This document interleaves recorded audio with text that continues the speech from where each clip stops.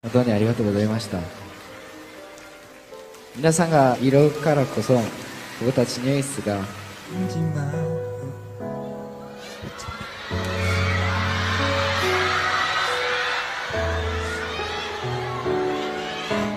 Just last month, Newest finished their 10-year-long journey as a team with the drop of their greatest hits album, Needle and Bubble.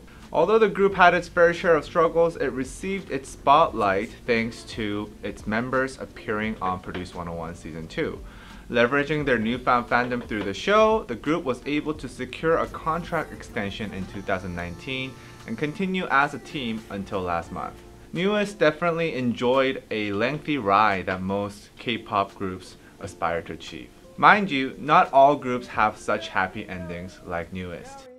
Ultimately, K-pop is a business and artists and labels are bound to each other by contracts. These contracts have the purpose of protecting the rights and defining the responsibilities of both the artist and label. However, there used to be a time, in fact not so long ago, when K-pop artist contracts were severely lopsided, to a point where people were calling them slave contracts. Artists were not getting paid, being overworked, and it was just in general a shitty working environment. This is a story of the 5-member group TVXQ and how they suffered and ultimately changed the slave contracts of K-pop.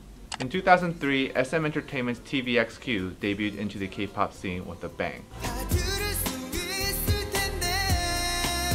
The group had amazing performances, tall and handsome visuals, and very unique names. TVXQ achieved instant domestic success amidst the drought in boy bands at that time. The group's hype behind their performance and skills soon carried over to the Japanese market. TVXQ followed the path paved by BoA, a young sensation from SM that dominated the Japanese music scene with their debut just years prior. With the releases of many Japanese singles and tours in Japan, in 2008, TVXQ actually became the first foreign male group to hit #1 on the weekly Oricon singles charts with Purple Line. They became the epicenter of the Korean wave at that time, and they held their first Tokyo Dome concert, the most coveted stage in that country. TVXQ was the boy group of the era.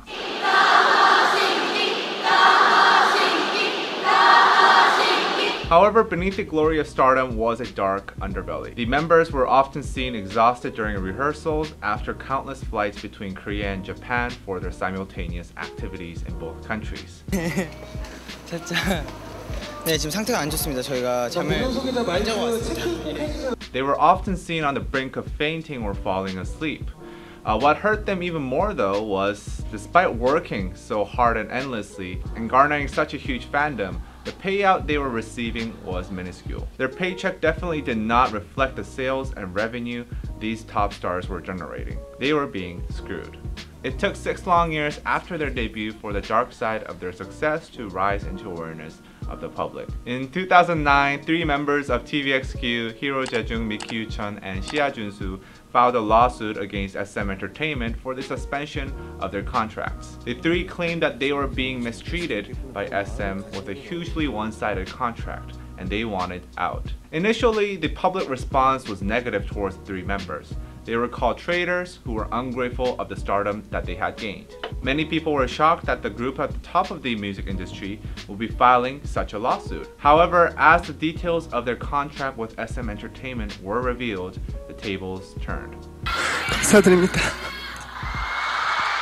Starting off, the length of the contract was ridiculous. TVXQ was tied to a 13-year-long contract, and the contract length would be extended for the days they missed due to personal matters like military service. Since when did enlistment become a personal matter? I do not know. This meant that they were essentially tied down for 15, 16 years to SM Entertainment. Just think of the members' ages when they would have signed these contracts. I sure as hell wouldn't trust my high school self to sign a contract that would decide my fate to this very day. Now, the revenue sharing structure was also lopsided. 50% of profits TVXQ generated went to SM Entertainment.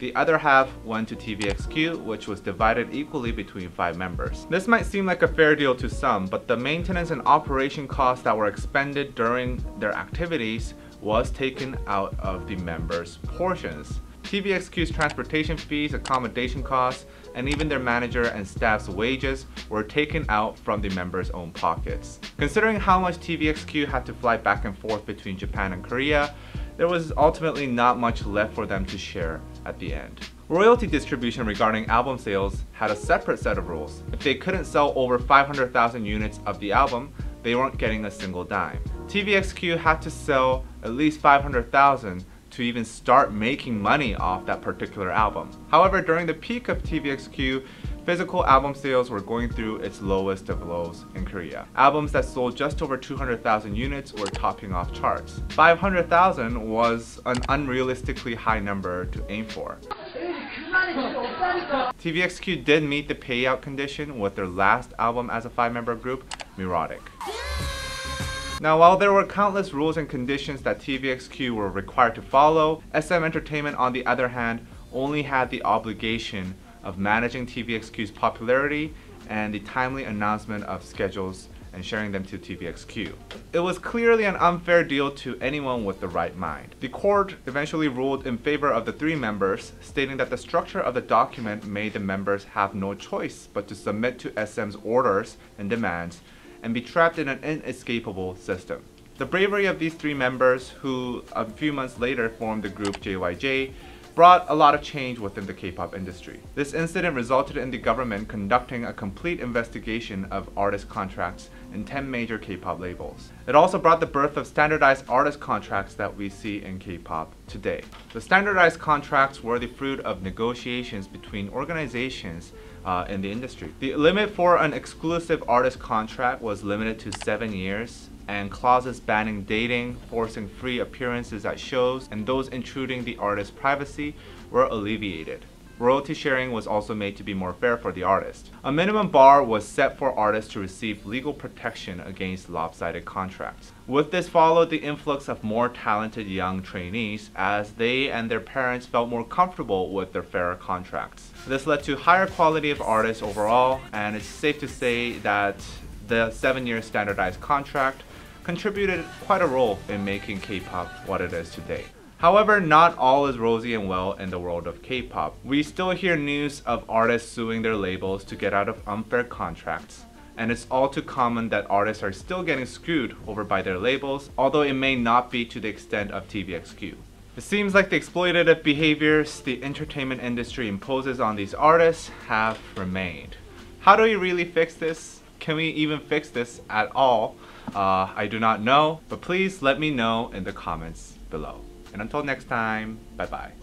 And if you're really enjoying these K-pop history explained videos, please be sure to check out patreon.com/DKDKTV, where we have more exclusive content, and it is also a way you can help us make more content like this. We will make more video essays, but they do take a lot of time, so please consider supporting us on patreon.com/DKDKTV.